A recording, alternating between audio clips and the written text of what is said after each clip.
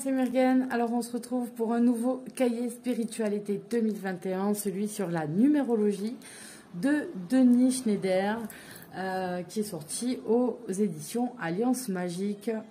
Alors c'est un très joli cahier. On va regarder de suite en fait le sommaire ensemble. Donc l'introduction, oui, j'ai arraché un de mes ongles tellement j'étais pressée d'ouvrir l'oracle du pouvoir personnel. Voilà, parfois il faudrait que je me calme quand j'ai des moments comme ça de joie et d'excitation. Ça éviterait de me comporter comme une enfant et me dire « Ah, allez, il va falloir refaire ». Donc dans le sommaire de ce cahier, ce qui nous intéresse, l'introduction, trois parties, pardon. Partie 1, le côté clair-obscur de la force. Donc j'aime bien la façon dont c'est présenté. Donc les 9 premiers nombres et maîtres nombres, le côté clair-obscur de la force, quelques révisions rapides.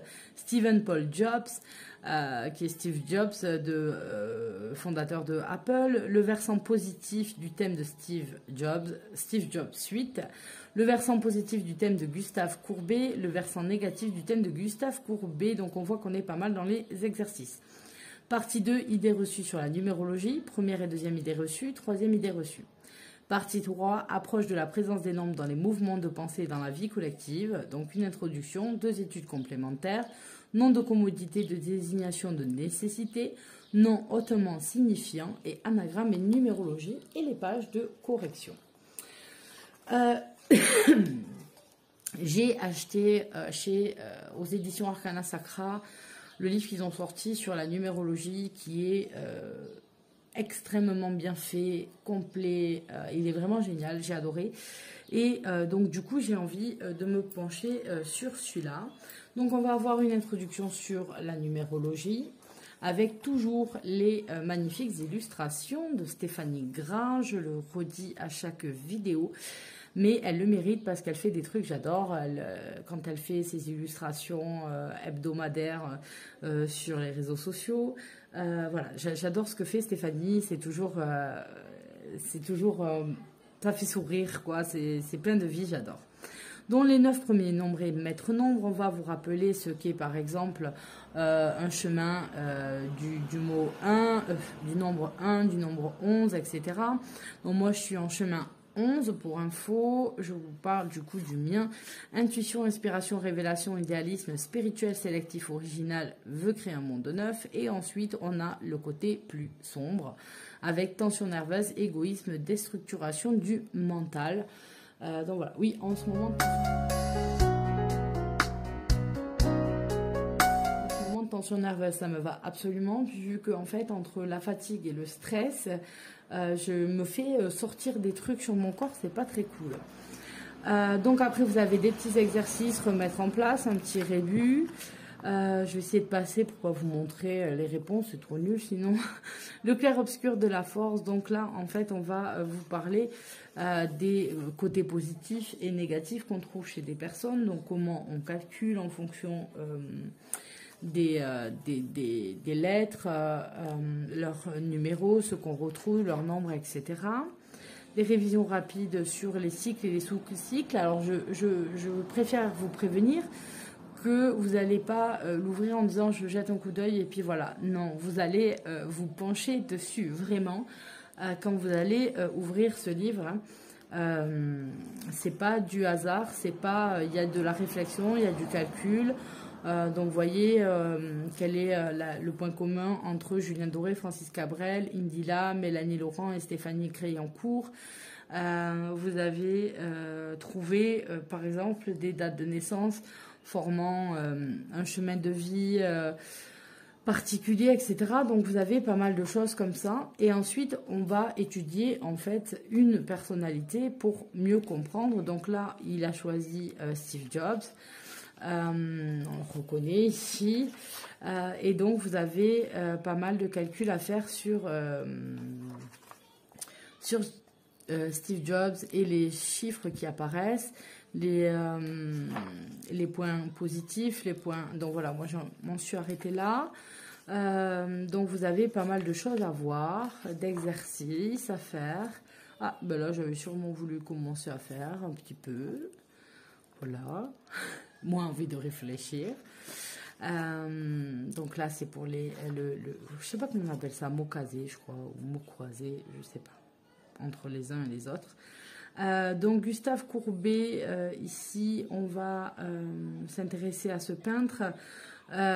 Donc là, on a les chiffres, en fait, qui sont calculés pour lui en fonction de son nom et sa date de naissance.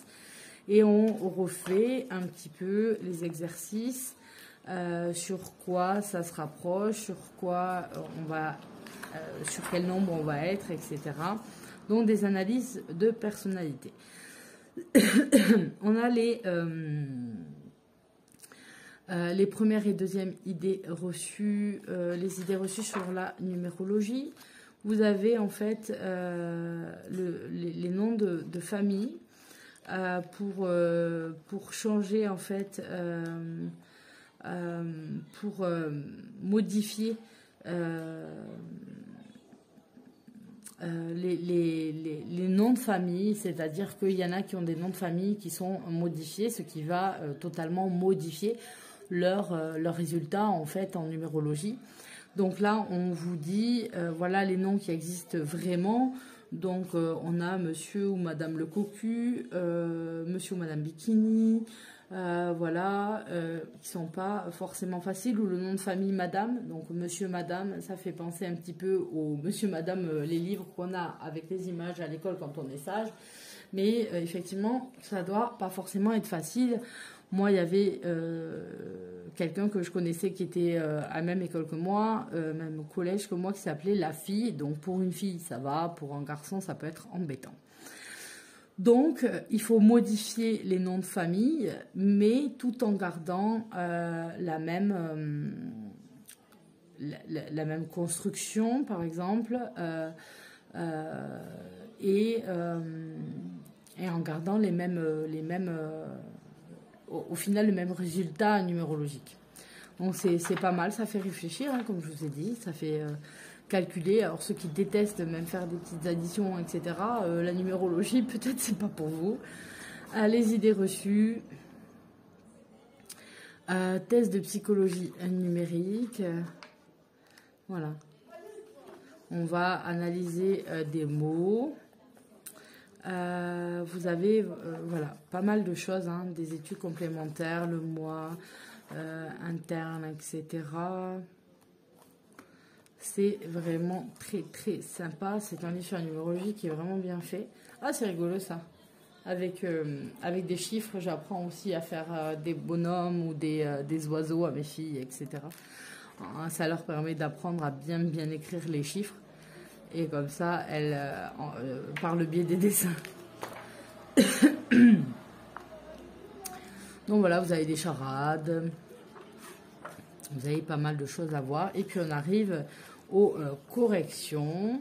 Et ensuite, non, là, vous voyez, il n'y a pas de page de notes.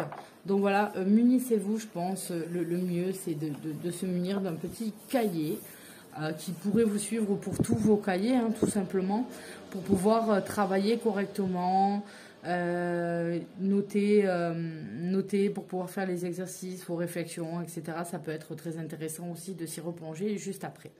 Donc voilà pour ce petit cahier et je vous retrouve demain pour un autre cahier. Allez, bisous à tous.